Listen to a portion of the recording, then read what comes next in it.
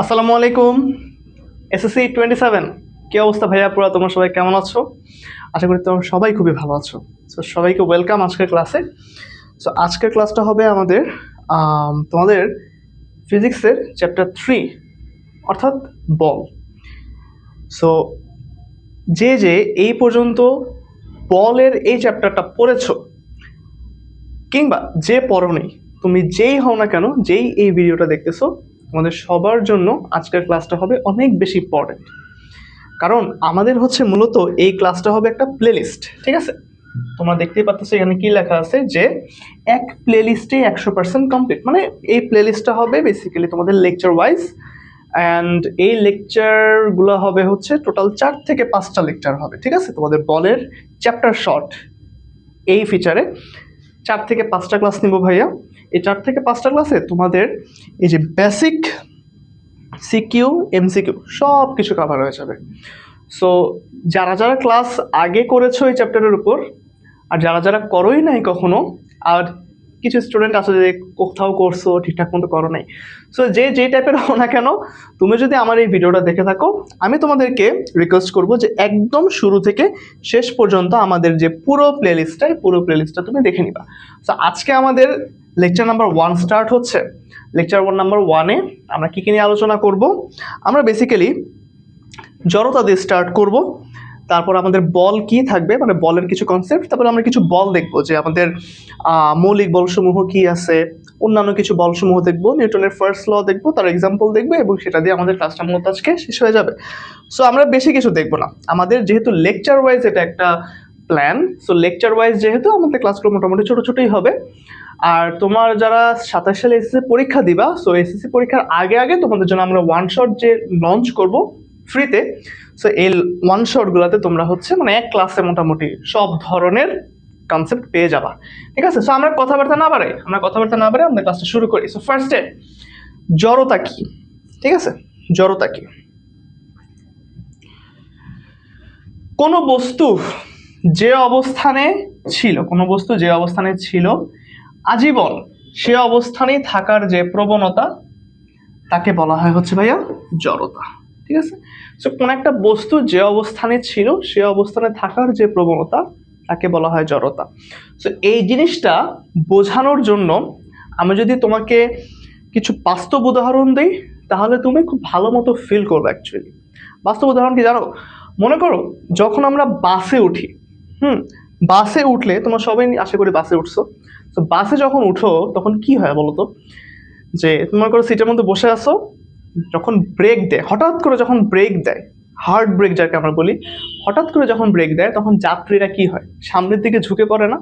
হ্যাঁ, মনে করো আমি বসে আছি, ড্রাইভার আমার সামনে, সে ব্রেক দিল কোনো একটা কারণ, তখন আমি কিরকম সামনের দিকে ঝুঁকে যাই। তার মানে আমি অ্যাকচুয়ালি কোন একটা স্টেটে ছিলাম, আমি নর্মালি বসে আছি, হ্যাঁ, নর্মালি বসে আছি। বাস যখন একটা স্পিডে যাচ্ছে, হঠাৎ করে যখন স্পিডটা ব্রেক দিল, তখন আমি সামনের দিকে ঝুঁকে পড়তেছি। মানে আমি আমার যে আদি স্টেট ছিল, আদি স্টেট থেকে আমি তখন আমার স্টেটটা চেঞ্জ হয়ে আমি সামনের দিকে ঝুঁকে পড়তেছি। এই যে একটা ব্যাপার, একটা হচ্ছে আমি স্থির ছিলাম, কিছুক্ষণ পর ব্রেক দেওয়ার পরে আমি আবার গতিশীল হয়ে যাওয়ার একটা উপক্রম হলো আমার মধ্যে। এই বিষয়টাই হচ্ছে বেসিক্যালি ভাইয়া জড়তা। তো এই কনসেপ্টের উপর ভিত্তি করে জড়তা হচ্ছে আমাদের দুই প্রকার। একটা জড়তা হচ্ছে আমাদের স্থিতি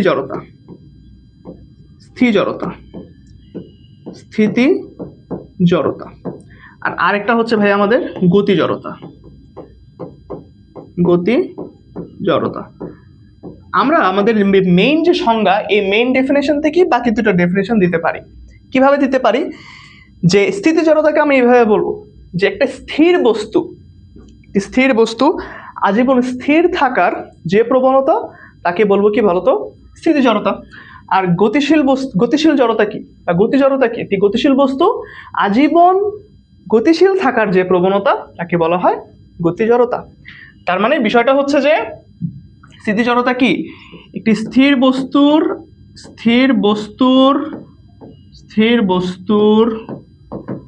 আজীবন স্থির থাকার প্রবণতা, তাই না? এটা হচ্ছে আমাদের স্থিতি জড়তা। আর গতি জড়তা কি? গতিশীল বস্তুর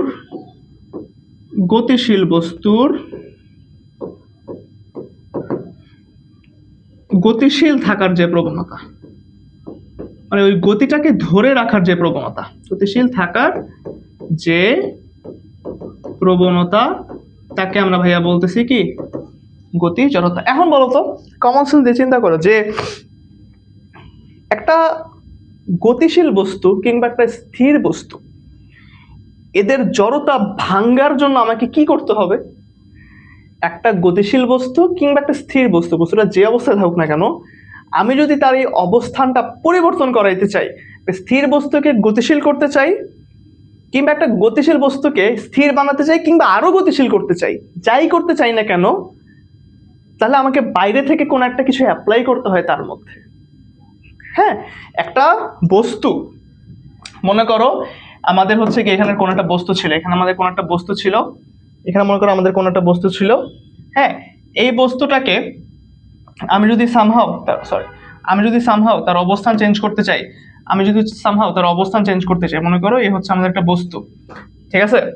আমি যদি সামহাও তার অবস্থান চেঞ্জ করাইতে চাই, তাহলে অবশ্যই ভাইয়া বাইরে থেকে আমাকে এই বস্তুটার উপর কোনো একটা কিছু প্রয়োগ করতে হবে, কোনো একটা কিছু প্রয়োগ করেই হচ্ছে তাকে আমার অবস্থানটা পরিবর্তন করতে হবে, ঠিক আছে?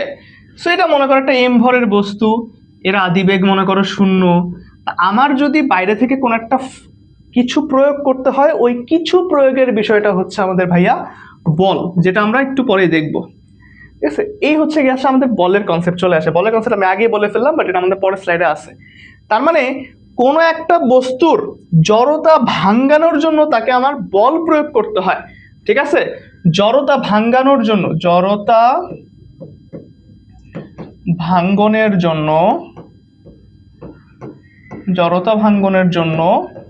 বল প্রয়োগ করতে হয়, ঠিক আছে? জড়তা ভাঙানোর জন্য বল প্রয়োগ করতে হয়, বল প্রয়োগ করলে আমাদের কোনো একটা বস্তু জড়তা চেঞ্জ হয়ে যেতে পারে, ঠিক আছে? এই হচ্ছে গেল আমাদের জড়তা নিয়ে কথাবার্তা। নেক্সট স্লাইডে আসো। এবার আসো বল কি। বল নিয়ে আমরা বলে ফেলছি না? বল কি বলছে যে যা প্রয়োগে স্থির বস্তু গতিশীল হয়, যা প্রয়োগে স্থির বস্তু গতিশীল হয়, কিংবা গতিশীল বস্তু স্থির হয় বা আরো গতিশীল হয়, কি বলছে যে যা প্রয়োগে একটা স্থির বস্তু গতিশীল হবে, কিংবা গতিশীল বস্তু স্থির হবে, অথবা আরো গতিশীল হবে, তাকেই বল বলে, ঠিক আছে? বিষয়টা হচ্ছে এরকম যে আমাদের এটা একটা জায়গা ছিল, এটা, ঠিক আছে? এটার মধ্যে কোনো একটা জায়গা ছিল, এখানে মনে করো আমাদের কোনো একটা বস্তু আছে, এই যে একটা বস্তু মনে করো আছে আমাদের কাছে। এখন এই বস্তুটা মনে করো স্থির, এটা আমি কেমন স্থির বলতেছি, এর আদিবেগ মনে করো 0, এটা আমি স্থির বলতেছি। তো এই বস্তুটাকে আমি যদি সামহাও গতিশীল করতে চাই, হ্যাঁ গতিশীল করতে চাই, বা এই বস্তুটাকে আমি যদি সামহাও গতিশীল করতে চাই, তাহলে আমাকে যেটা করতে হবে, এই বস্তুটাকে বাইরে থেকে কিছু পরিমাণ বল অ্যাপ্লাই করতে হবে। বলের ইংলিশ কি? বলের ইংলিশ হচ্ছে ভাইয়া ফোর্স। এই যে ফোর্স, হ্যাঁ, ফোর্সের ফার্স্ট অ্যালফাবেট এফ থেকে বলকে আমরা নামকরণ করি হচ্ছে আর কি ফোর্স, বা প্রকাশ করি এফ দিয়ে। তো এই যে বাইরে থেকে যা প্রয়োগ করতে হয় সেটা হচ্ছে আমাদের একটা ফোর্স বা একটা বল, ঠিক আছে? কিছু পরিমাণ ফোর্স বা কিছু পরিমাণ বল অ্যাপ্লাই করলে এটা আমাদের গতিশীল হয়। আরেক ক্ষেত্রে কি হইতে পারে, মনে করো আমাদের কোনো একটা বস্তু গতিশীল আছে, ঠিক আছে?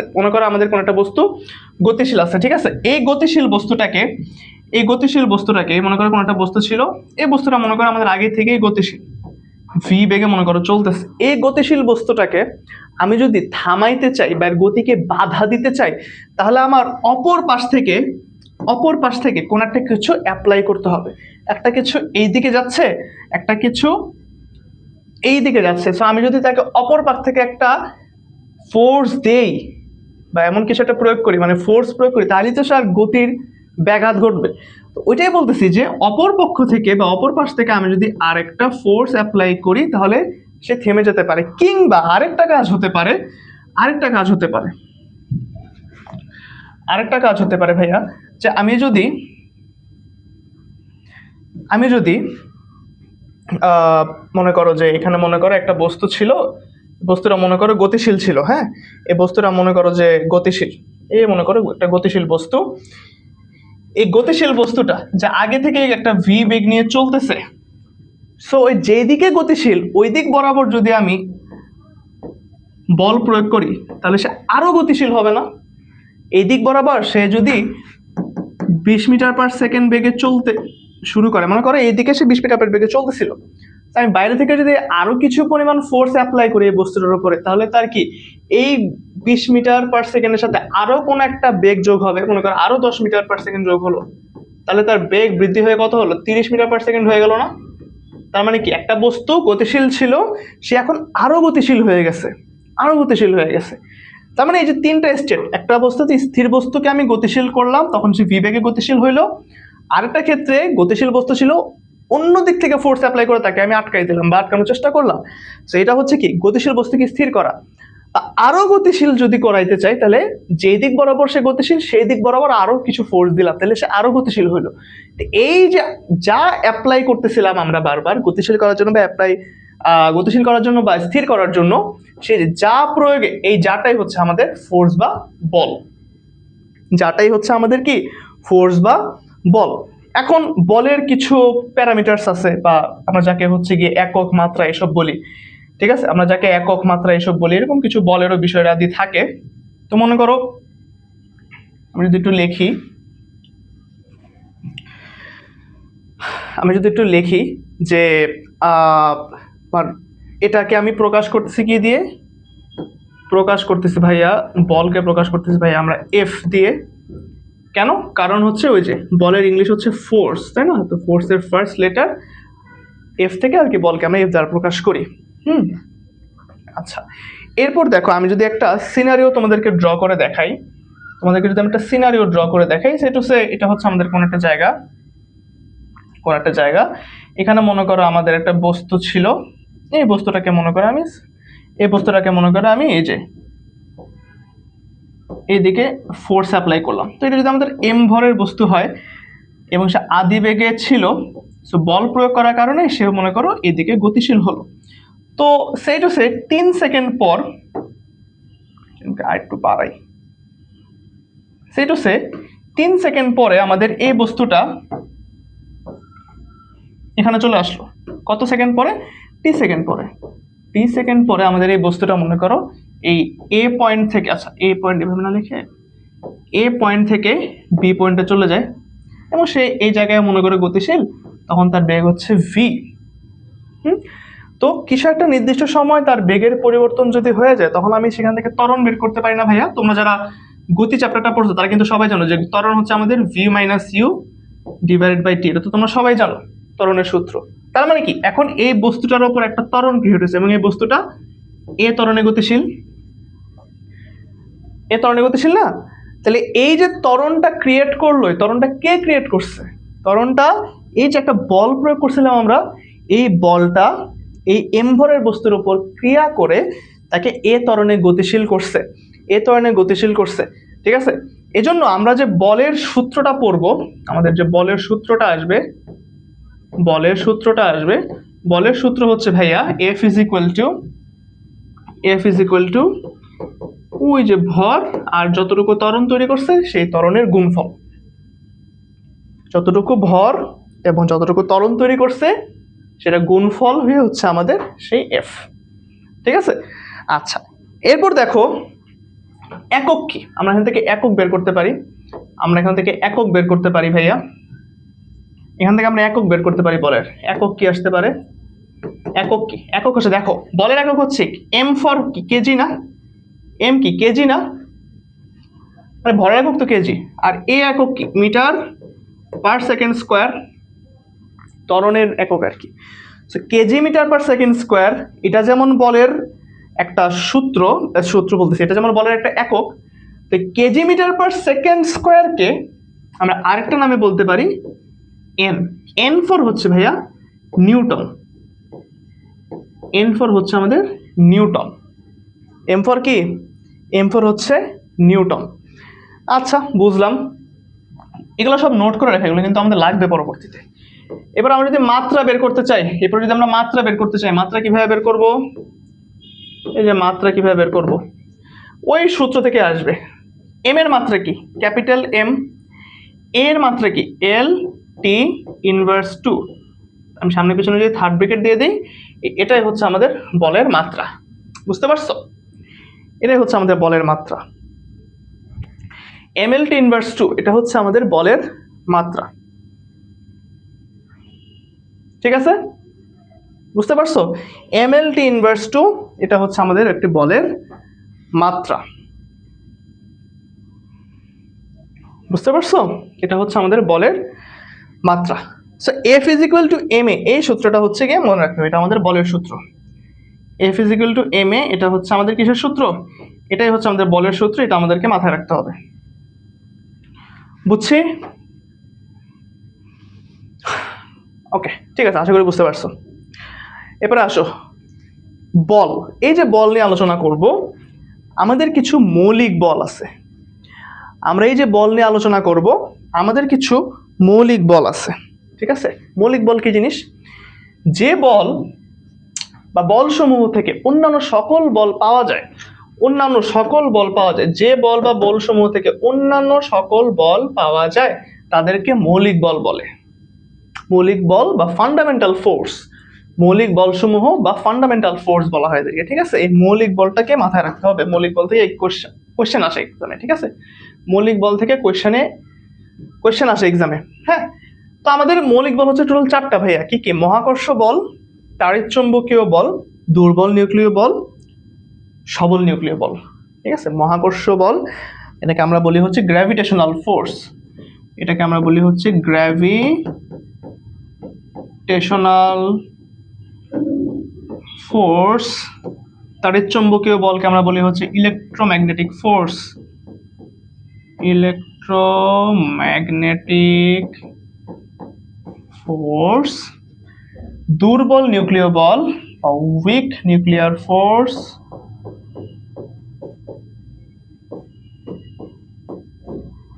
আরেকটা হচ্ছে স্ট্রং নিউক্লিয়ার ফোর্স বা সবল নিউক্লিয় বল।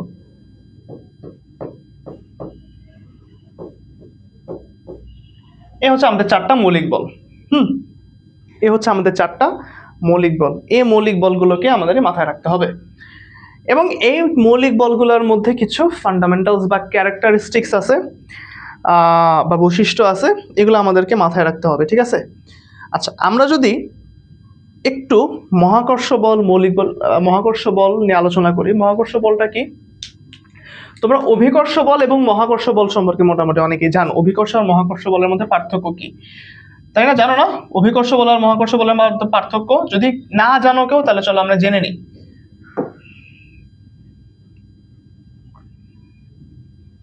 অভিকর্ষ বল আর মহাকর্ষ বলের মধ্যে পার্থক্য। আমি এই পাশে অভিকর্ষ বল লিখি, অভিকর্ষ বল।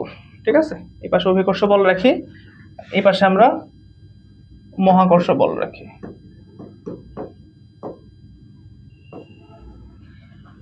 অভিকর্ষ বল এবং মহাকর্ষ বল। অভিকর্ষ বল মানে কি? অভিকর্ষ বল মানে কি? মনে করো পৃথিবী, এটা মনে করো আমাদের একটা পৃথিবী, এটা মনে করো আমাদের পৃথিবী। ঠিক আছে, এটা মনে করো আমাদের পৃথিবী। পৃথিবী কিভাবে আঁকে? আমরা যদি একটু পৃথিবী আঁকি, পৃথিবীতে 3 ভাগ জল, সরি হ্যাঁ 3 ভাগ জল এবং 1 ভাগ স্থল, নাকি? এগুলো হচ্ছে আমাদের সব পানি, নাকি? এগুলো আমাদের সব পানি, এগুলো হচ্ছে আমাদের সব পানি, তাই না ভাইয়া? এগুলো আমাদের সব পানি না? এগুলো আমাদের সব পানি। এই জন্যই বলা হয় যে পৃথিবীতে 3 ভাগ জল আর 1 ভাগ স্থল। তো মনে করো এই হচ্ছে আমাদের একটা পৃথিবী, নাকি? এটা হচ্ছে আমাদের পৃথিবী, এই হচ্ছে আমাদের পৃথিবী, যদিও সুন্দর হয় নাই। এ হচ্ছে আমাদের একটা পৃথিবী, দেখি তো কেমন লাগে দেখতে। এই মনে করো আমাদের পৃথিবী। আচ্ছা, পৃথিবী এবং অন্য যে কোনো বস্তু, সেটা পৃথিবীর ভিতরে হতে পারে কিংবা পৃথিবীর বাইরে হতে পারে। পৃথিবীর সাথে অন্য যে কোনো বস্তুর যে আকর্ষণ বল কাজ করে তাকে বলা হয় হচ্ছে অভিকর্ষ বল। পৃথিবী এবং অন্য যে কোনো বস্তুর যে আকর্ষণ বল কাজ করবে তাকে আমরা অভিকর্ষণ বল বলি, অভিকর্ষ বল বলি। ঠিক আছে, এটা দেখো পৃথিবী এবং চাঁদ, আমরা যদি একটা চাঁদকে নেই, পৃথিবী এবং এই যে মনে করো পৃথিবীর চারপাশে ঘুরে হচ্ছে কে, চাঁদ ঘুরে। পৃথিবী এবং চাঁদের মধ্যে যে সম্পর্ক, পৃথিবী এবং চাঁদের মধ্যে যে সম্পর্ক বা এদের মধ্যে যে আকর্ষণ কাজ করে, পৃথিবী আর চাঁদের মধ্যে যে আকর্ষণ কাজ করে সে আকর্ষণটাকে বলি হচ্ছে আমরা অভিকর্ষ বল। পৃথিবী এবং চাঁদের মধ্যে যে আকর্ষণ কাজ করে সে আকর্ষণকে বলি হচ্ছে আমরা কি বলি, অভিকর্ষ বল বলি। যে এই দুইটার মধ্যে আমাদের যে আকর্ষণ কাজ করে তাদেরকে আমরা কি বলি, তাদেরকে আমরা অভিকর্ষ বল বলি। এই যে একটা ফোর্স কাজ করবে, এই ফোর্সটাই হচ্ছে আমাদের ভাইয়া কি ফোর্স, অভিকর্ষ বল। তারপর এই পৃথিবীর সারফেসে আমরা মানুষরা থাকি, এই পৃথিবীর সারফেসে আমরা যে মানুষরা থাকি, পৃথিবীও তো তার কেন্দ্রের দিকে প্রত্যেকটা মানুষকে আকর্ষণ করে, তো ওটাকেও তো আমরা কি বলতে পারি, ওটাকে আমরা অভিকর্ষ বল বলতে পারি। তার মানে পৃথিবী থাকতে হবে, আমাদের দুইটা বস্তু থাকবে আকর্ষণের জন্য, একটা হতে হবে পৃথিবী, আরেকটা যে কোনো কিছু হইলেই সেটাকে আমি কি বলবো, অভিকর্ষ বল বলবো। এবার আসো মহাকর্ষ বল। অভিকর্ষ আর মহাকর্ষ বলের মধ্যে একটাই সিগনিফিক্যান্ট পার্থক্য আছে, সেটা হচ্ছে মহাকর্ষ বল এই মহাবিশ্বের যে কোনো দুইটা বস্তুর মধ্যে হয়। মহাকর্ষ বল এই মহাবিশ্বের যে কোনো দুইটা বস্তুর মধ্যে হয়, সেখানে পৃথিবী থাকতে পারে নাও থাকতে পারে। যেখানে পৃথিবী থাকতে পারে নাও থাকতে পারে।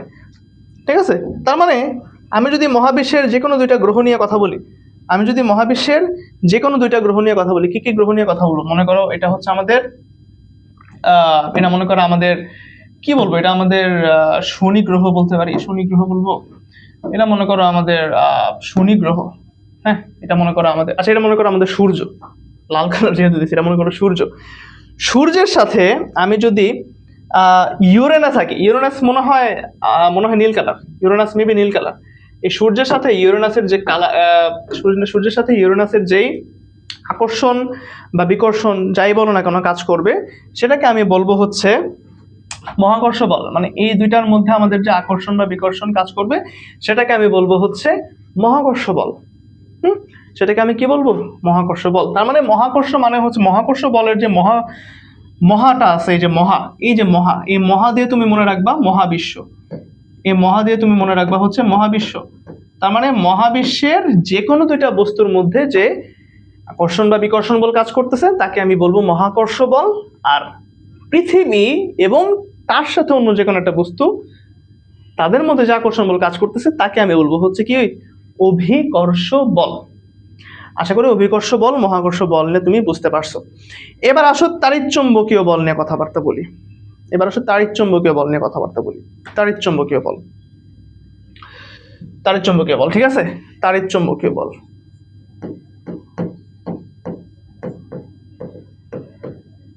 তাড়িৎচুম্বকীয় বলটা খুব ইন্টারেস্টিং, বুঝছো, তাড়িৎচুম্বকীয় বলটা খুবই ইন্টারেস্টিং। এবং এই তাড়িৎচুম্বকীয় বলটা কিন্তু অনেক বেশি তোমার শক্তিশালী। তাড়িৎচুম্বকীয় বলটা কিন্তু তোমার অনেক বেশি শক্তিশালী। কিভাবে জানো তাড়িৎচুম্বকীয় বল অনেক বেশি শক্তিশালী? আচ্ছা, একটা এক্সপেরিমেন্ট করবো আমরা এখন, চলো। এটা মনে করো আমার কোনো একটা টেবিল, ঠিক আছে, এটা মনে করো আমার কোন একটা টেবিল, হ্যাঁ। এই টেবিলের উপরে মনে করো অনেকগুলো ছোট ছোট কাগজের টুকরা আছে। এই মনে করো একটা কাগজের টুকরা, এই মনে একটা কাগজের টুকরা, ঠিক আছে, এরকম অনেকগুলো কাগজের টুকরা আছে পাশাপাশি। তুমি মনে করো কাগজ টুকরা করছো, কাগজ টুকরা করে প্রত্যেকটা কাগজের টুকরা এরকম একটা টেবিলের উপর তুমি ফালায় রাখছো, এরকম ছোট ছোট চার কোণা করে অসংখ্য কাগজের টুকরা এনে তুমি কাগজের টুকরাগুলোকে মনে করো এরকম ফালায় রাখছো, ঠিক আছে, কাগজের টুকরা মনে করো ফালায় রাখছো। আমি জানি এই এক্সপেরিমেন্টটা তোমরা সবাই করছো, তারপর আমি আর কি দেখাচ্ছি।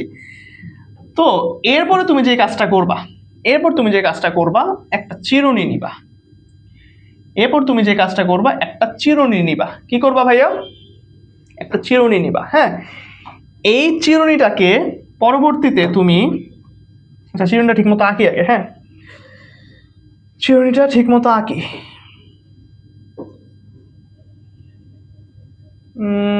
চিরুনিকে এভাবে আঁকলে হবে? চিরুনিটা এভাবে আঁকবো না, ওয়েট, চিরুনিটা এভাবে আঁকবো না। চিরুনিটা ঠিক মতো আঁকতে হলে আমি একটু ঠিক মতো আঁকতে হবে চিরুনিটা। মনে করো এই একটা লাইন,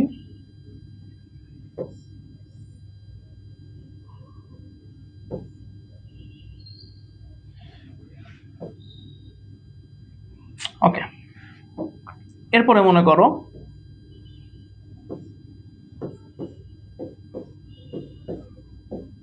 যদিও চিরুনি এত ফাঁকা হয় না, তারপরে হচ্ছে কি আমি আর কি আঁকতেছি, ঠিক আছে। এরপরে মনে করো আঁকলাম, এই হচ্ছে আমাদের বেসিক্যালি একটা চিরুনি। আচ্ছা আরো কয়েকটা দিই, এই মনে করো আমাদের একটা চিরুনি, ঠিক আছে। এটা মনে করো মোটামুটি ভাবে আমাদের একটা চিরুনি। তুমি যে কাজটা করছো, এই চুল আশ্রাইছো চিরুনি দিয়ে, তুমি মনে করো চুল আশ্রাইছো চিরুনি দিয়ে। চিরুনি দিয়ে চুল আশ্রানোর পরে তুমি একটা জিনিস খেয়াল করবা, এখানে একটা কাহিনী হয়। কাহিনীটা হচ্ছে এই যে কিছু কিছু কাগজের কণা আছে না, যে কি কিছু কিছু কাগজের কণা, এই কিছু কিছু কাগজের কণা এই যে আমাদের চিরুনিটার যেই তোমার চিরুনিটার কাছাকাছি আসতে এই কাগজের কণাগুলা উপরের দিকে মুভ করা শুরু করে, বুঝছো। এই কাগজের কণাগুলা আস্তে আস্তে উপরের দিকে মুভ করা শুরু করে, মুভ করে যে এরকম কাগজের কণাগুলো এখানে আটকায়। এই চিরুনির যে দাঁতগুলো, চিরুনির দাঁত বলি এগুলাকে, তাই না? এই চিরুনির দাঁতগুলোর মধ্যে আটকায় যায় কাগজের কণাগুলা। এখন একটু ডিপলি চিন্তা করো, আমরা তো সবাই পৃথিবীর যে অভিকর্ষ বল, এটার কথা তো আমরা একটু আগে জানলাম। পৃথিবীর অভিকর্ষ বলটা কি? পৃথিবীর অভিকর্ষ বলটা ছিল যে মনে করো আমাদের পৃথিবী কি করে, পৃথিবী এই যে আমাদের যদি একটা পৃথিবী হয়, পৃথিবী তার কেন্দ্রের দিকে সবকিছুকে আকর্ষণ করে না বলো। এখানে যদি একটা মানুষ দাঁড়ায় থাকে, তাহলে পৃথিবী এই মানুষটাকে তার কেন্দ্রের দিকে আকর্ষণ করবে না? পৃথিবী মানুষটাকে তার কেন্দ্রের দিকে আকর্ষণ করে না অলওয়েজ? এটা কিন্তু আমি অভিকর্ষ বল বলি। আবার এট দ্য সেম টাইম এই লোকটার যদি এম ভরের হয়, তাহলে লোকটার পৃথিবীর কেন্দ্রের দিকে তো W is equal to M G, এই পরিমাণ ওজন সে অনুভব করে। W is equal to M G, এই পরিমাণ ওজন এই বস্তুটা, মানে W is equal to M G, এই পরিমাণ ওজন কিন্তু এই লোকটা অনুভব করে। আবার একইভাবে বলা যায় যে পৃথিবী এই পরিমাণ ফোর্সে, এমজি পরিমাণ ফোর্সে এই লোকটাকে নিচের দিকে টানে। তার মানে এখানে আমাদের যে দেখো যে ছোট ছোট কাগজের কণাগুলো ছিল, এই যে ছোট ছোট কাগজের কণা আছে, ঠিক আছে, এই যে ছোট ছোট কাগজের কণা আছে এম, ঠিক আছে, এটা এম, প্রত্যেকটা কাগজের কণার মনে করো একটা ছোট ছোট ভর আছে, এই যে ছোট ছোট ভর আছে, সবগুলো মনে করো এরকম ছোট ছোট ভর আছে, ঠিক আছে। তো যেহেতু তাদের একটা একটা ভর আছে, তার মানে অবশ্যই প্রত্যেকটা ভরকে পৃথিবী নিচের দিকে এরকম ভাবে টানতেছে, W is equal to M G, W is equal to M G, এরকম ভরে নিচের দিকে টানতেছে না, নিচের দিকে। মানে আমাদের পৃথিবীর কেন্দ্র যদি নিচ বরাবর হয়, মনে করো নিচ বরাবর হয়, যে সেন্টার, আমাদের পৃথিবীর সেন্টার যদি এরকম নিচ বরাবর হয়, তাহলে পৃথিবী কিন্তু এই প্রত্যেকটা কাগজের ছোট ছোট টুকরাকে নিচের দিকে টানতেছে। এই যে ডব্লিউ, এই ডব্লিউ পরিমাণ ওজন অনুভব করতেছে আমাদের এই ছোট ছোট কাগজের টুকরাগুলো। তার মানে পৃথিবী এই ডব্লিউ ফোর্সে বা ডব্লিউ নিউটন ফোর্সে নিচের দিকে কাগজের টুকরাগুলোকে টানতেছে। তার মানে একটা জিনিস তুমি খেয়াল করো, একটা ছোট্ট কাগজের টুকরা সেটা কতটুকুই বা, মানে ওটা কোনো ওজন আছে আলটিমেটলি, কতটুকুই বা।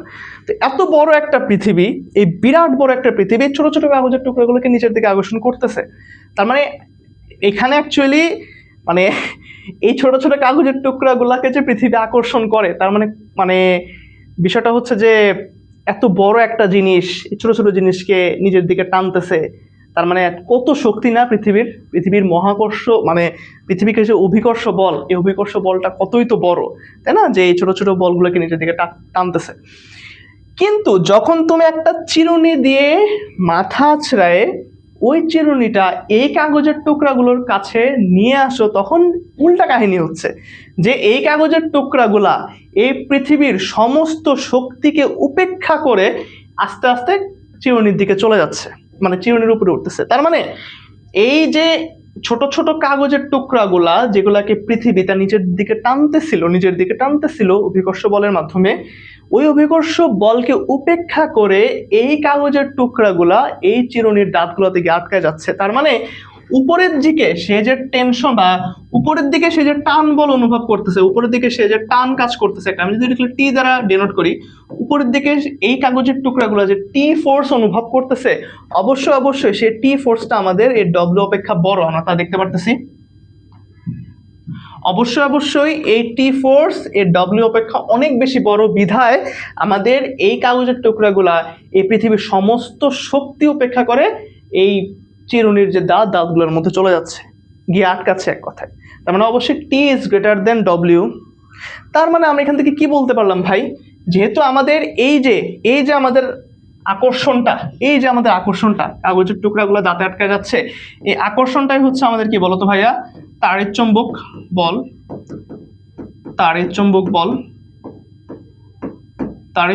বল।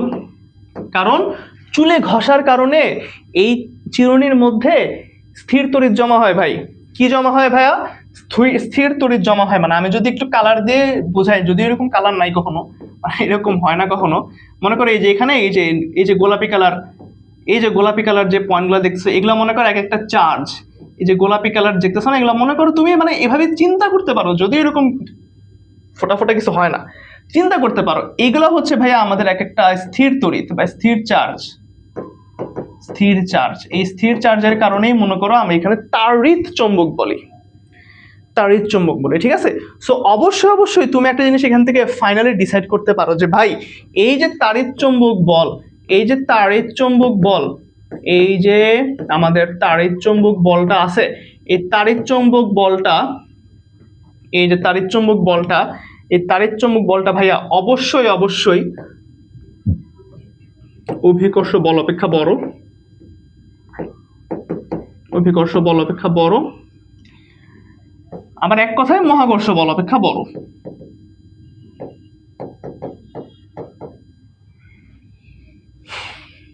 তাই না? মহাকর্ষ বল অপেক্ষা বড়। তার মানে তাড়িৎ চুম্বক বলটা আমার কি অপেক্ষা বড় বললাম? এই তাড়িৎ চুম্বক বলটা আমার মহাকর্ষ বল অপেক্ষা বড় না?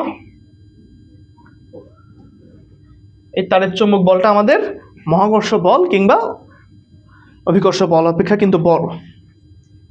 বুঝতে পারছো? এই জন্যই তাড়িৎ চুম্বক বলটা হচ্ছে অনেক বেশি শক্তিশালী। তাড়িৎ চুম্বক বলটা আমাদের অনেক বেশি শক্তিশালী, অ্যাটলিস্ট মহাকর্ষ বল অপেক্ষা শক্তিশালী। বুঝছো? তার মানে একটা জিনিস খেয়াল করছে, ছোট্ট কাগজের টুকরা যেগুলোকে পৃথিবী এত শক্তি দিয়ে টানতেছে, সেই শক্তিকে উপেক্ষা করে এই কাগজের টুকরাগুলা এই চিরুনির উপরে চলে যায়। মানে সেই শক্তি উপেক্ষা করে তারা উপরের দিকে চলে যাচ্ছে, টি ইজ গ্রেটার দেন ডব্লিউ এটা করে। বুঝতে পারছো? সো এই হচ্ছে আমাদের তাড়িৎ চুম্বক বল নিয়ে কথাবার্তা গেল। আসো এরপরে আমরা আসি সবল নিউক্লিয় বল এবং দুর্বল নিউক্লিয় বল দিয়ে।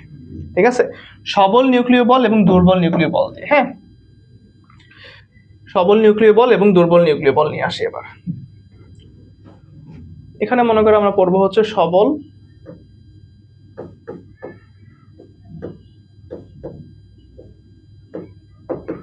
নিউক্লিয় বল, এখানে মনে করো আসে আমরা দুর্বল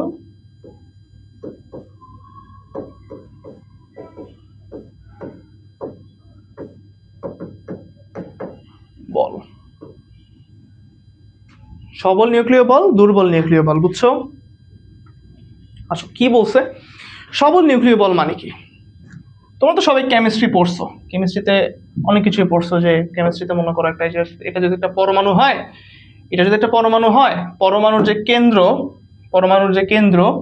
এই পরমাণুর কেন্দ্রে, এটা যদি আমাদের কেন্দ্র হয়, পরমাণুর কেন্দ্রে আমাদের এই যে একটা কি থাকে, নিউক্লিয়াস থাকে না? পরমাণুর কেন্দ্রে একটা নিউক্লিয়াস থাকে। এই যে নিউক্লিয়াস, পরমাণুর কেন্দ্রে নিউক্লিয়াস থাকে, এই নিউক্লিয়াসে কি থাকে বলো তো ভাইয়া? এই নিউক্লিয়াসে আমরা থাকে হচ্ছে প্রোটন আর নিউট্রন, নাকি? এই নিউক্লিয়াসে আমাদের প্রোটন থাকে, এই যে প্রোটন থাকে, এটা মনে করো প্রোটন থাকে আর নিউট্রন থাকে। এই মনে করো আমাদের নিউট্রন। আর ইলেকট্রন কই থাকে ভাই? ইলেকট্রন হচ্ছে গিয়ে বাইরে ঘোরাঘুরি করে, এই মনে করো আমাদের ইলেকট্রন। হ্যাঁ, এই হচ্ছে গেল আমাদের ইলেকট্রন, প্রোটন, নিউট্রন। এবার দেখো, এই যে একটা পরমাণুর কেন্দ্রে, এটা একটা পরমাণু তাই না, এই যে পরমাণুর কেন্দ্রে, এই যে একটা পরমাণুর কেন্দ্রে নিউট্রন আর প্রোটন একত্রে সংঘবদ্ধভাবে থাকে। এখানে আমি দুইটা দিয়ে দেখাইছি। এটা মনে করো একটা হাইড্রোজেন পরমাণু, সেইটা সেটা একটা হাইড্রোজেন পরমাণু, যার এই যে প্রোটন যদি হয় আমাদের কি, এটা মনে করো আমাদের প্রোটন, লালটা মনে করো প্রোটন যদি হয়।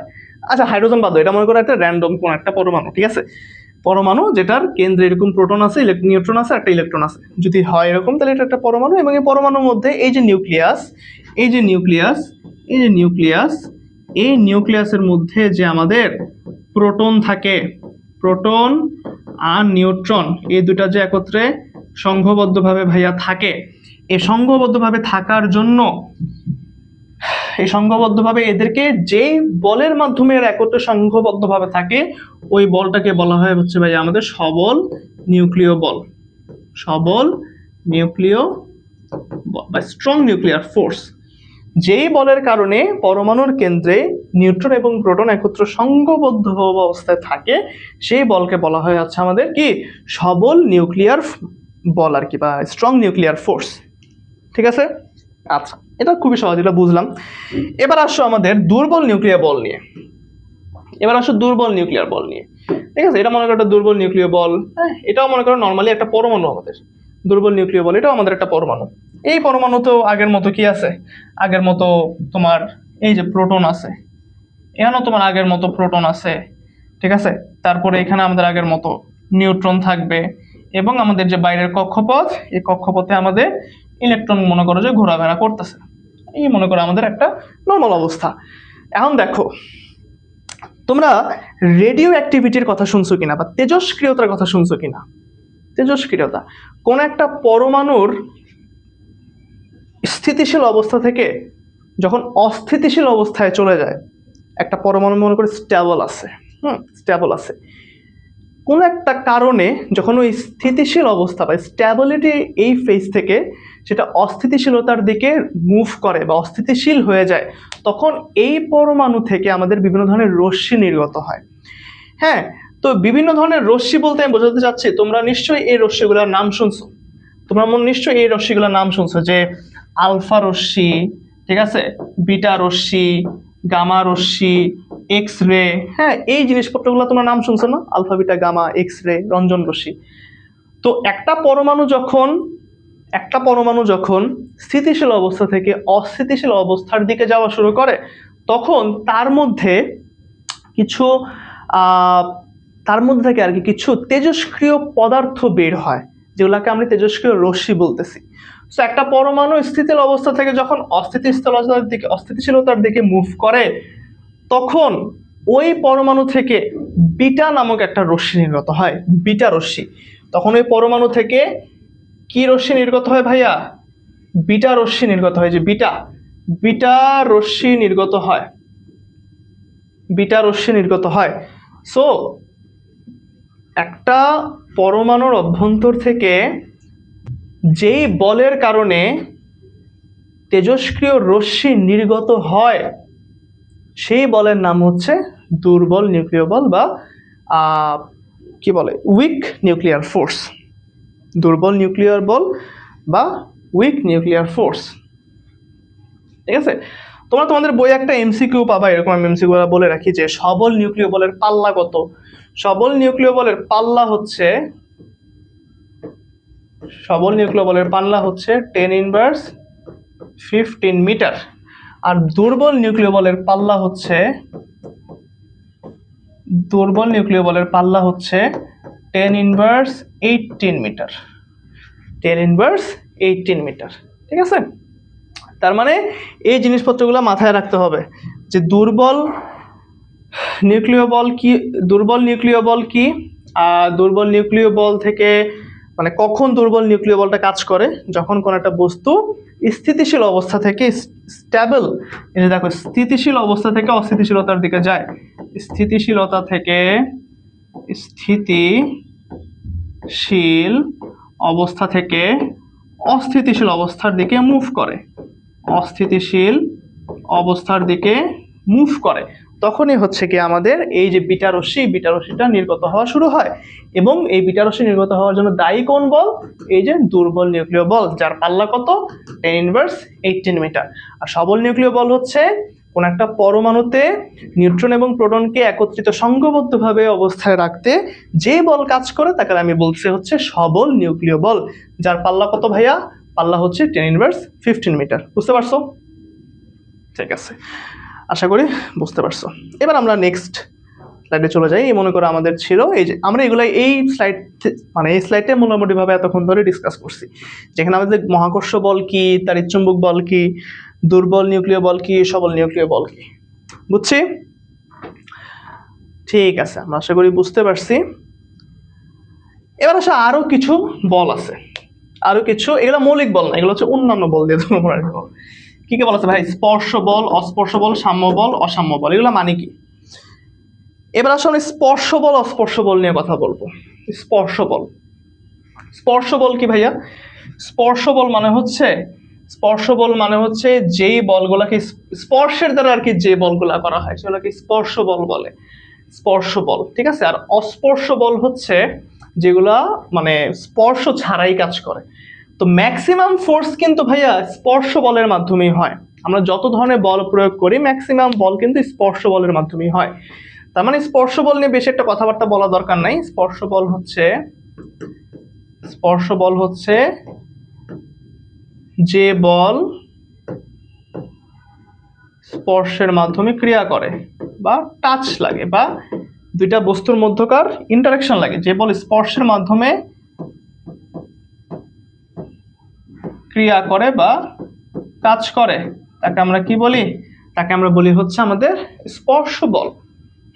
আর অস্পর্শ বল কি ভাইয়া? অস্পর্শ বল মানে কি? অস্পর্শ বল মানে হচ্ছে মনে করো দুইটা ম্যাগনেট, ঠিক আছে। এটা মনে করো আমাদের একটা ম্যাগনেট, তারপরে এদিকে মনে করো আমাদের আরেকটা ম্যাগনেট আছে, এটা মনে করো আমাদের আরেকটা ম্যাগনেট, এই মনে করো আমাদের দুইটা ম্যাগনেট।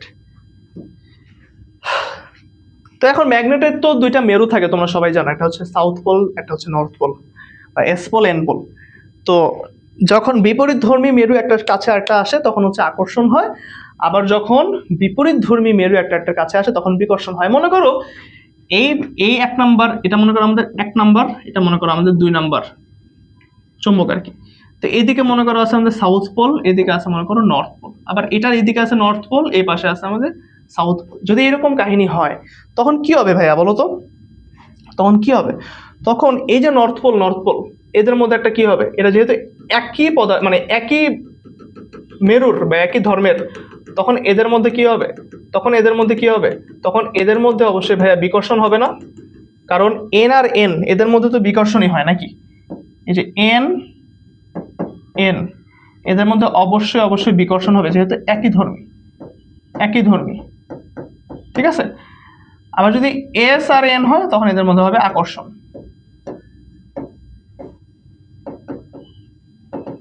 এখন একটা জিনিস তুমি মানে প্র্যাকটিক্যালি খেয়াল করবা, যে দুইটা চুম্বককে যখন কাছাকাছি আনা হয় তারা মানে আইদার একই পোলের হোক, না আইদার কোনো পোলেরই না, মানে ডিফারেন্ট আর কি। তো সেরকম যদি হয়, তো একই পোলের হলে তখন তাদের মধ্যে বিকর্ষণ হচ্ছে, মানে তারা দূরে চলে যাচ্ছে। আমার তো কিন্তু তাদেরকে লাগানো লাগতেছে না, একটা হচ্ছে টাচ করাচ্ছে, একটা হচ্ছে টাচ ছাড়াই কাজ করতেছে। তো একটা টাচ করে কিন্তু স্পর্শ বল হইলই। আর যখন এটা একটা চুম্বক, এটা নর্থ পোল, এটাও নর্থ পোল, তখন একই পোলের হওয়ার কারণে তখন আর কাছাকাছি তাদেরকে নেওয়া যায় না, তখন এদের মধ্যে একটা বিকর্ষণ কাজ করে, দূর থেকে একটা বিকর্ষণ কাজ করে। তার মানে এখানে কোনো স্পর্শ হচ্ছে না, স্পর্শ ছাড়াই আমাদের এই আকর্ষণ বা বিকর্ষণ বল কাজ করতেছে, বিধায় এটা হচ্ছে একটা অস্পর্শ বলের উদাহরণ। তারপর তোমরা যখন চ্যাপ্টার 10 পড়বা তখন দেখবা তোমরা যে স্থির তড়িৎ নিয়ে পড়াশোনা করবা, স্থির তড়িৎ নিয়ে হচ্ছে তোমরা পড়াশোনা করবে। স্থির তড়িতে দেখবা যে এরকম চার্জ থাকে, হ্যাঁ। একটা দেখবা হচ্ছে তোমাদের এরকম চার্জ থাকবে, যে একটা Q1 চার্জ, একটা Q2 চার্জ, হ্যাঁ। Q1 চার্জটা মনে করো হচ্ছে কি আমাদের পজিটিভ, আবার Q2 চার্জ, এই দুটা মনে করো হচ্ছে গিয়ে Q2 চার্জ মনে করো নেগেটিভ, তখন এই পজিটিভ আর নেগেটিভ হওয়ার কারণে এদের মধ্যে একটা আকর্ষণ বল কাজ করবে, আকর্ষণ বল কাজ করবে, যে এফ আকর্ষণ বল কাজ করবে। এই আকর্ষণ বলটা যেহেতু তাদের মধ্যে একটা নির্দিষ্ট ডিস্টেন্স থাকা অবস্থাতেই কাজ করে, এজন্য তখন আমি তাদেরকে একটা অস্পর্শ বল বলতে পারি। ঠিক আছে, আশা করি তুমি বুঝতে পারছো স্পর্শ বল আর অস্পর্শ বলের মধ্যে পার্থক্য। ঠিক আছে, ওকে।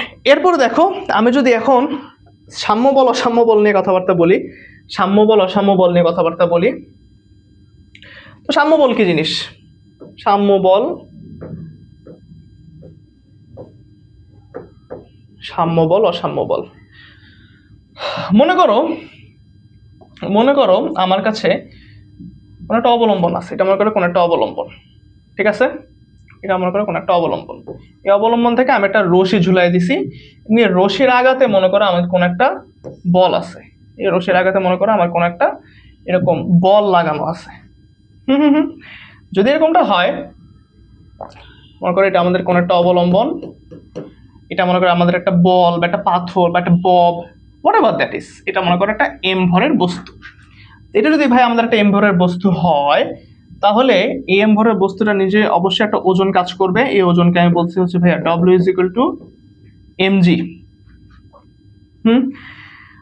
তো জিনিসটা আসলে কি হয়, W is equal two MG, এই যে ব্যাপারটা, এটা তো তোমাকে আমি যখন মহাকর্ষ বল পড়াইলাম তখন বললাম না যে W is equal two MG মানে হচ্ছে পৃথিবী তার সমস্ত শক্তি দিয়ে এই বলটাকে, পৃথিবী তার সমস্ত শক্তি দিয়ে আমাদের এই যে ববটা আছে, এই ববটাকে নিচের দিকে আকর্ষণ করে, নিজের দিকে আকর্ষণ করে না বলো, এই ববটাকে নিজের দিকে আকর্ষণ করে, মানে এটাকে মহাকর্ষ বল বলতেছিলাম আমি। বাট তারপরও স্টিল আমাদের এই বব সহ এই সুতাটা, এটা যদি আমাদের সুতা হয় আর কি, সুতাটা এই বব সহ সুতাটা আমাদের এই যে অবলম্বনের এই পয়েন্টে আটকায় থাকে, আটকায় থাকে। তার মানে কি,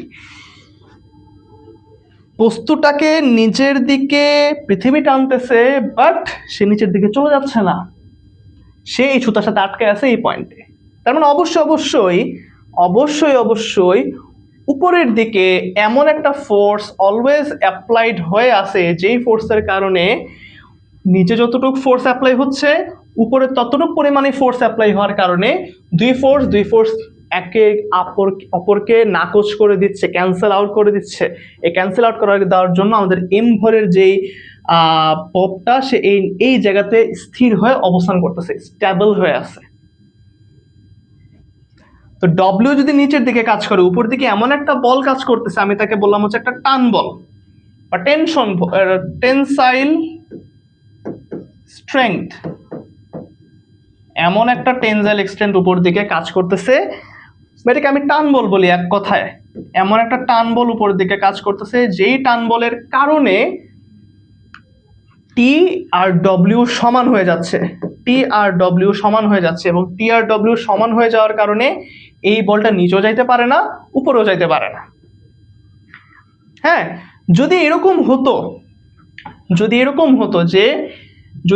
হতো যে ডব্লিউ গ্রেটার দেন ভাই টি হয়ে গেছে, তখন কি হতো জানো? তখন আমাদের এই সুতাটা ছিঁড়ে যাইতো, এই সুতাটা আমাদের ভাইয়া ছিঁড়ে যাইতো। হ্যাঁ, ছিঁড়ে গিয়ে আমাদের এই বস্তুটা তখন নিচের দিকে পড়ে যাইতো। বাট আদতে এটা দেখা যায় না। কেন দেখা যায় না? কারণ টি আর ডব্লিউ অলওয়েজ সমান অবস্থায় থাকে, সমান অবস্থায় থাকার কারণে এখানে একটা কি তৈরি হয় বলতো? এখানে একটা সাম্যাবস্থান তৈরি হয়। এখানে আমাদের একটা সাম্যাবস্থান তৈরি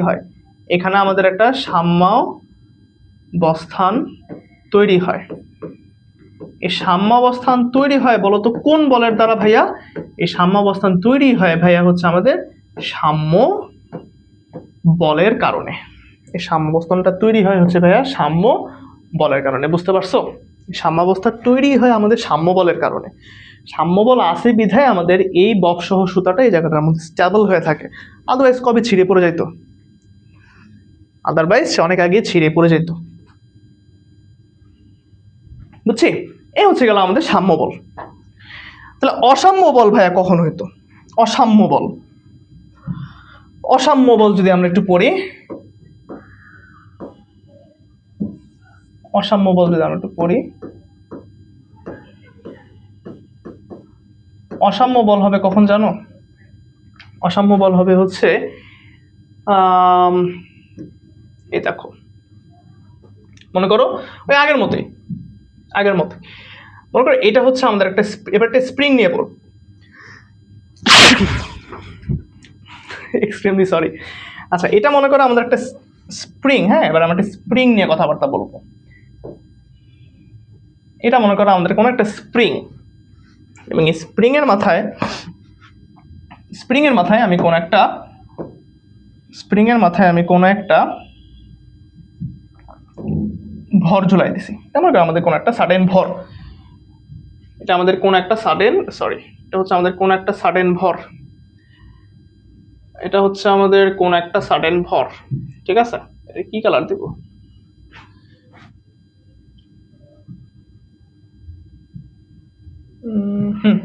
এটা মনে করো আমাদের সাডেন একটা কোনো ভর, হ্যাঁ। তো আমি যে কাজটা করলাম এর পরের স্টেপে, মনে করো আমি যে কাজটা করলাম এই পরের স্টেপে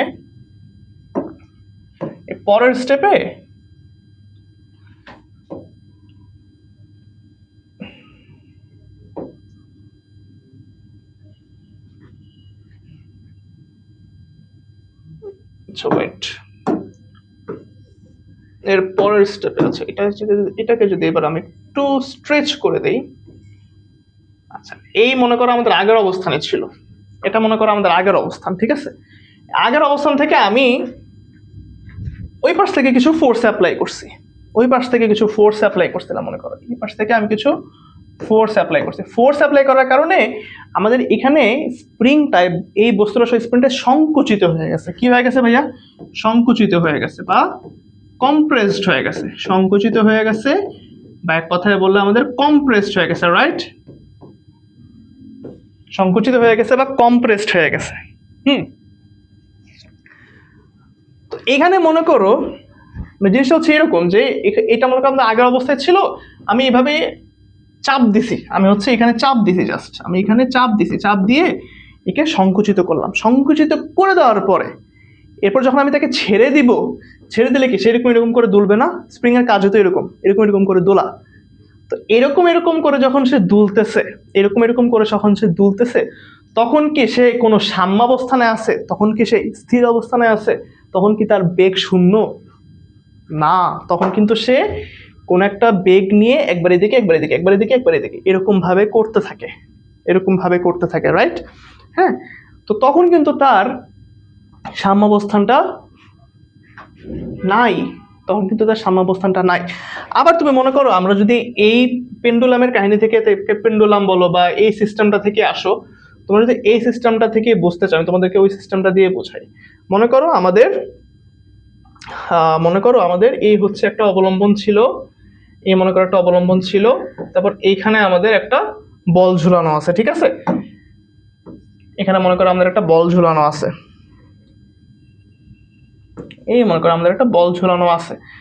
ঠিক আছে? এখানে মনে করো আমাদের একটা বল ঝুলানো আছে। তো আমি যেটা কাজ করব, আমি হচ্ছে নিচ থেকে এটাকে ধরে উপরের দিকে একটু কিছু ফোর্স অ্যাপ্লাই করব, ভাইয়া। কি করব? নিচ থেকে উপরের দিকে এটার উপরে কিছু ফোর্স অ্যাপ্লাই করব, নিচ থেকে উপরের দিকে কিছু ফোর্স অ্যাপ্লাই করব আমি, হ্যাঁ, কিছু ফোর্স অ্যাপ্লাই করব। তখন কি হবে? তখন এই যে পেন্ডুলামটা বা এই যে সিস্টেমটা সুতা সহ বব, সে তো কিছুটা উপরে উঠলো, তারপর যখন আমি ছেড়ে দিব তখন সে এরকম করে দুলবে। যদি আমাদের এই সুতাটা যদি একটু রাবারাইজড হয়, মনে করো আমাদের এই সুতাটা যদি একটু রাবারাইজড মানে কি? রাবার দেখছো না আমাদের যে গোল গোল হলুদ রাবার থাকে, ওইরকম মনে একটা হলুদ রাবারকে কেটে আমি এটাকে এরকম করে একটা বল প্যাচে এরকম ঝুলায় রাখছি, তারপরে এটাকে ধরে কিছুটা ধরে ছেড়ে দিলাম, তবে এরকম করে নাচানাচি শুরু করলো। তার মানে কি তখন কিন্তু সে উপরে যায়, নিচে যায়, তখন সে উপরেও যায়, তখন সে নিচেও যায় একটা ভি বেগ নিয়ে। তার মানে তখন কিন্তু তার মধ্যে কোনো সাম্যাবস্থান নাই ভাই, তখন তার মধ্যে কোনো সাম্যাবস্থান নেই, সাম্যাবস্থান যেহেতু নাই, তো এখানে যে ফোর্সটা বা পুরা বলটা কাজ করতেছে সেই বলটাকে আমি তখন বলবো হচ্ছে অসাম্য বল বা আনব্যালেন্সড ফোর্স। একটা হচ্ছে ব্যালেন্সড ফোর্স আর একটা হচ্ছে ভাইয়া আনব্যালেন্সড ফোর্স। হ্যাঁ, সাম্য বলের ইংলিশ কি, ইংলিশটা আমরা মনে রাখবা। সাম্য বলকে আমরা বলি হচ্ছে ভাইয়া ব্যালেন্সড ফোর্স, ব্যালেন্সড ফোর্স। আর অসাম্য বলকে বললে আমরা বলি হচ্ছে ভাইয়া আনব্যালেন্সড ফোর্স, আনব্যালেন্সড ফোর্স। বুঝছো? একটা হচ্ছে ব্যালেন্সড ফোর্স আর একটা হচ্ছে আনব্যালেন্সড ফোর্স। বুঝছো ভাইয়া? আশা করি বুঝতে পারছো। আসো, এরপরে আমরা যদি আমাদের নেক্সট স্লাইডে যাই। হ্যাঁ, তো এবার আসো আমাদের নিউটনের ফার্স্ট ল থেকে। নিউটন ভাইয়া কি বলছিল আমাদের? নিউটন কি বলছে? নিউটন আমাদের ফার্স্ট লতে কি বলছে? আমরা বল পড়লাম না? বলের সংজ্ঞায় কি পড়ছিলাম? যে যা প্রয়োগে একটি স্থির বস্তু স্থির থাকে এবং গতিশীল বস্তুকে স্থির করা হয় কিংবা গতিশীল বস্তুটা আরো গতিশীল হয়, যা প্রয়োগে তাকেই তো বল বলে। সো নিউটন তার ফার্স্ট ল থেকে এই ফোর্সের কাহিনীটাই বলছে আমাদেরকে। হ্যাঁ, নিউটন তার ফার্স্ট লতে কি বলছে? যে বল প্রয়োগ করা হলে, ওইখানে হচ্ছে আমাদের যা প্রয়োগ করা হলে বলছিলাম, আর এখানে হবে আমাদের বল প্রয়োগ করা হলে। বল প্রয়োগ করা হলে স্থির বস্তু স্থির থাকে, স্থির বস্তু স্থির থাকে এবং সমবেগে গতিশীল বস্তু, সমবেগে গতিশীল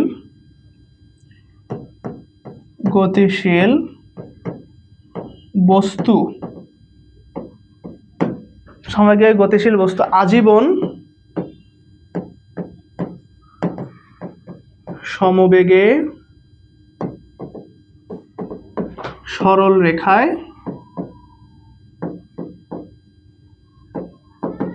চলতেই থাকে। এটা হচ্ছে আমাদের নিউটন বলছে। নিউটন কি বলছে? যে বল প্রয়োগে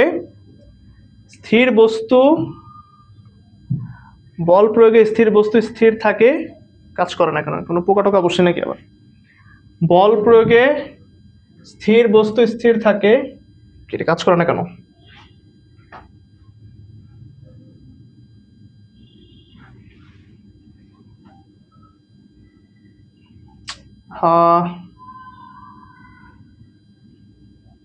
বোর্ডটা যে মাঝে মাঝে কি প্রবলেম করে।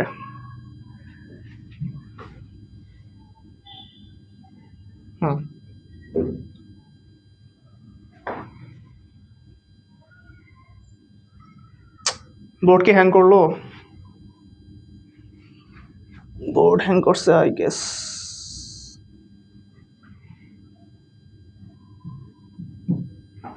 বোর্ড হ্যাং করছে, একটু আমি পজ করি। আচ্ছা, আমরা যেটা দেখতেছিলাম, আমরা যেখানে ছিলাম যে বল প্রয়োগ করা হলে আমাদের কি নিউটন বলছে যে বল প্রয়োগ করা হলে আমাকে অবশ্যই বল প্রয়োগ করতে হবে। বল প্রয়োগ করা হলে স্থির বস্তু স্থির থাকে, এবং সমবেগে গতিশীল বস্তু আজীবন সমবেগে সরল রেখায় চলতে থাকে। কয়েকটা পয়েন্ট আছে এখানে আমাদের কয়েকটা পয়েন্ট আছে। একটা হচ্ছে আমাদেরকে ফার্স্টে বলছে যে ভাই তোমার অবশ্যই একটা বল প্রয়োগ করতে হবে, অবশ্যই তোমাকে একটা ফোর্স অ্যাপ্লাই করতে হবে। তো আমি ফোর্স অ্যাপ্লাই করছি। স্থির বস্তু স্থির থাকবে, তার মানে যে স্থির ছিল ইউ ইজ ইকুয়াল টু যে জিরো ছিল সে আদি বেগেই থেকে যাবে। হ্যাঁ, এবং সমবেগে গতিশীল বস্তু, যে বস্তুটা সমবেগে গতিশীল ছিল ওই সমবেগে গতিশীল বস্তু আজীবন সমবেগে সরলরেখায় চলতে থাকবে। মানে সমবেগে গতিশীল বস্তু সমবেগ নিয়েই চলতে থাকবে। এবং কথা হচ্ছে সরল রেখা কথাটা কেন বলছে ভাই? প্রত্যেকটা কথা একটা কারণ আছে। সমবেগে বলছে এই জন্য, মনে করো হচ্ছে গিয়ে এটা আমাদের কোন একটা লাইন, ঠিক আছে? এটা আমাদের কোন একটা লাইন। হ্যাঁ, তো আমাদের এই লাইনের উপরে মনে করো একটা বস্তু ছিল এখানে, মনে করো আমাদের কোন একটা সাডেন বস্তু, এই বস্তুটার উপর আমি যদি বল প্রয়োগ করি, এই বস্তুটার আমি যদি বল প্রয়োগ করি, তাহলে যে বস্তুটা সমবেগে গতিশীল ছিল, আচ্ছা মনে করো এই বস্তুটা স্থির, মনে করো এই বস্তুটা স্থির, হ্যাঁ, তাহলে বল প্রয়োগ করা হলে স্থির বস্তু স্থির, বল প্রয়োগ করা হলে বল প্রয়োগ করা হলে না তো বাবা, বল প্রয়োগ না করা হলে, আমি কি বলতেছি, বল প্রয়োগ করা না হলে, না করা হলে, সরি সরি সরি সরি আমি মনে হয় ভুল বলছি কিনা আমি জানি না, ভুল লিখছি। বল প্রয়োগ না করা হলে স্থির বস্তু স্থির থাকবে, যদি বল প্রয়োগ করো তাহলেই নাও সরে, বাট তুমি যদি কোনো কারণে বল প্রয়োগ না করো তাহলে স্থির বস্তুটা কিন্তু অলওয়েজ স্থিরই থেকে যাবে, স্থির বস্তুটা অলওয়েজ স্থিরই থেকে যাবে তুমি যদি বল প্রয়োগ না করো। বাট তুমি যদি একটা গতিশীল বস্তু মনে করো তোমার কাছে আছে, একটা গতিশীল বস্তু মনে করো তোমার কাছে আছে, এই গতিশীল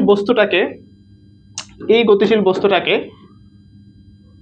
তুমি যদি এই অবস্থাতেই রেখে দাও, তুমি এই গতিশীল বস্তুটাকে যদি এই অবস্থাতেই রেখে দাও, তাহলে সে যেই বেগ নিয়ে যাচ্ছিল, তাহলে সে যেই বেগ নিয়ে গতিশীল ছিল, সেই গতিশীল বস্তুটা ওই বেগ নিয়ে আজীবন গতিশীল থাকবে এবং সরল রেখা বরাবর চলতে থাকবে।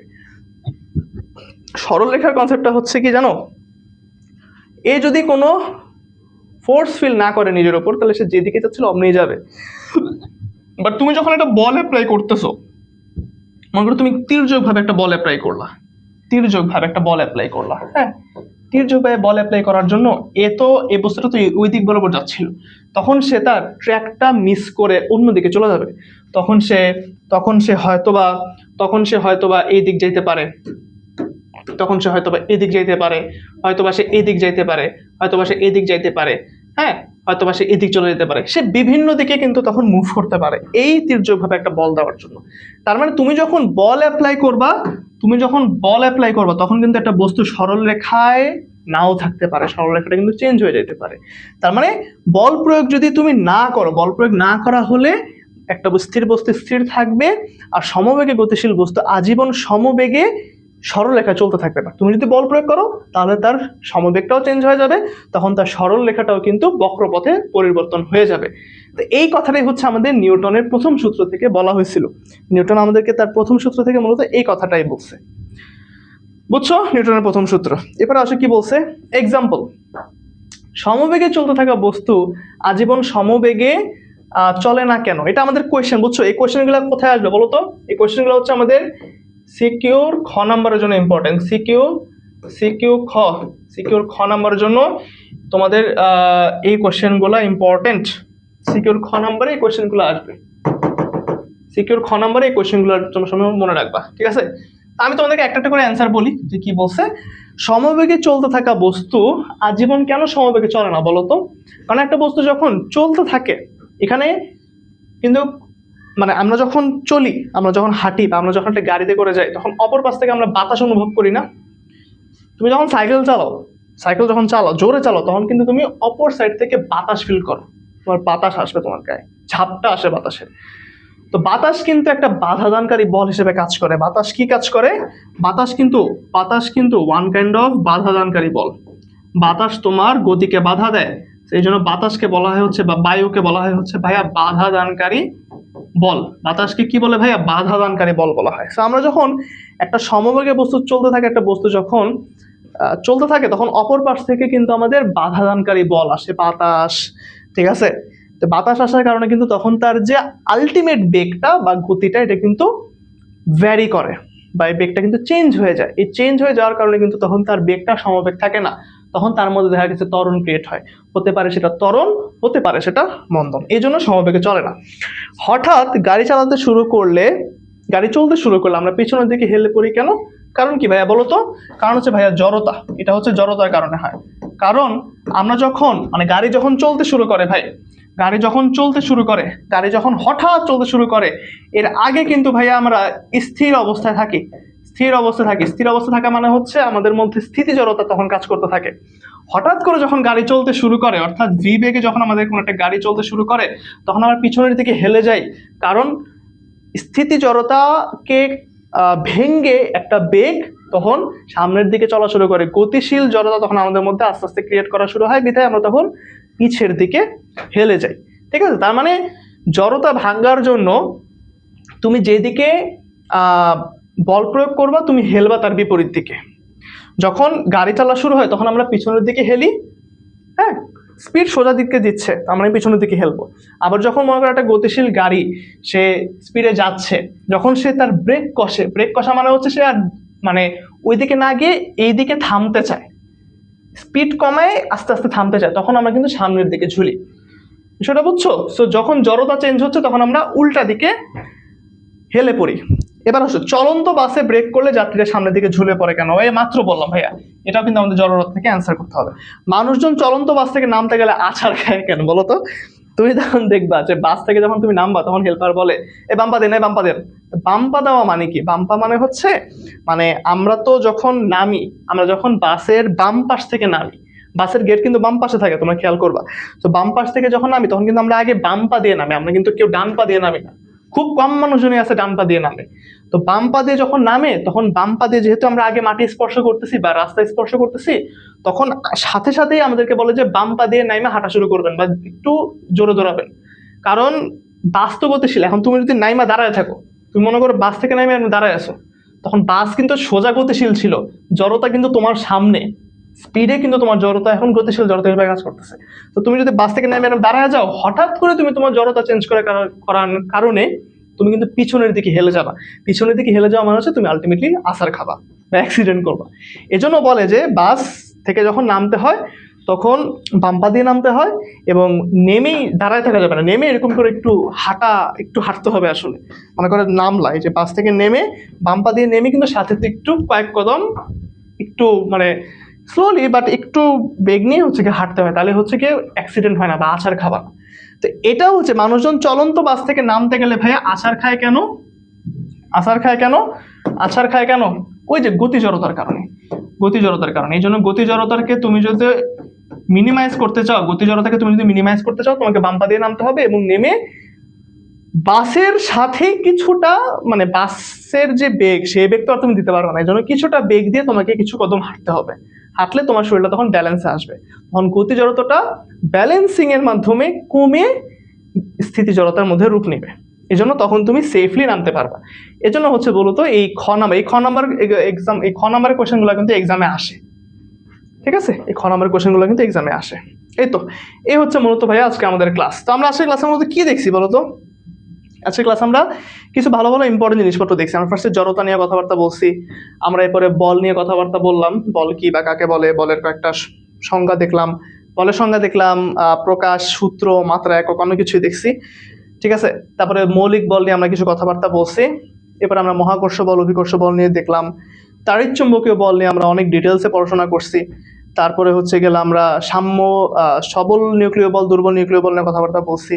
তারপরে হচ্ছে আমার স্পর্শ, এই যে স্পর্শ বল, অস্পর্শ বল, ঠিক আছে। তারপরে আমরা সাম্য বল, অসাম্য বল, তারপরে হচ্ছে নিউটনের প্রথম সূত্র এবং নিউটনের প্রথম সূত্রের আন্ডারে কিছু সিকিউর খ নম্বরের কোশ্চেন, এগুলো কিন্তু মূলত আজকে আমরা দেখলাম। So this was the class for today. এটা হচ্ছে আমাদের লেকচার নাম্বার 1 শেষ হলো। এটা হচ্ছে আমাদের লেকচার নাম্বার 1 শেষ হলো। লেকচার নাম্বার 2তে আমরা ভরবেগ নিয়ে পড়াশোনা শুরু করব। ভরবেগ, তারপর হচ্ছে সংঘর্ষ, ভরবেগের সংরক্ষণশীলতা নীতি, ঠিক আছে, এগুলো দেখবো এবং এগুলোর আন্ডারে কিছু ম্যাথ দেখবো। এগুলা দেখবো এবং কিছু আন্ডারে ম্যাথ দেখবো। এরকম করে আমাদের মোটামুটি 4-5টার মতো ক্লাস লেকচার ওয়াইজ এবং কিছু এক্সাম্পল সহ ক্লাস হবে।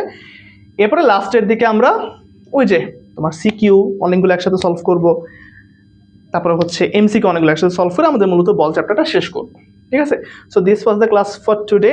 যারা ক্লাসগুলো দেখতেছো ঠিকঠাক মতো দেখতে থাকো, ধারাবাহিকতার সাথে দেখতে থাকো, যাতে মানে ট্র্যাক না মিস হয়ে যায়, এবং আমাদের সাথে সাথে একদম ফ্রিতে এসএসসি পরীক্ষার জন্য নিজেকে প্রিপেয়ার করো। সো সবাইকে আল্লাহ হাফেজ, সবাই ভালো থাকবা।